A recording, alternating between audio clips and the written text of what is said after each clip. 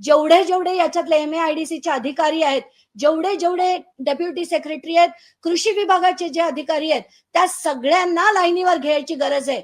आणि हे सगळा हा जो भ्रष्टाचार झालाय, हा मी पहिल्या टेंडर मधला म्हटला. त्याच्यानंतर दुसरं एक टेंडर काढण्यात आलं, टेंडर नंबर 2, जे ऑक्टोबरमध्ये काढण्यात आलं.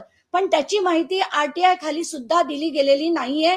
म्हणून आत्ताच्या घटकेला त्याचे पैसे दिलेत की नाही ही आम्हाला कल्पना नाहीये. म्हणून मी त्या टेंडर नंबर 2 जे 205 कोटीचं होतं त्याच्याबद्दल आता बोलत नाहीये. पण ते सुद्धा जर असलं तर त्याच्यातले अर्धे आणि याच्यातले अर्धे असं जर आपण बघितलं तर कमीत कमी 250 कोटीचा हा घोटाळा आहे.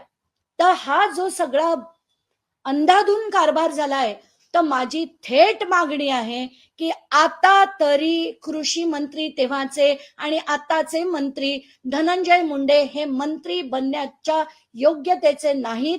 त्यांचा तातडीने राजीनामा घ्यावा.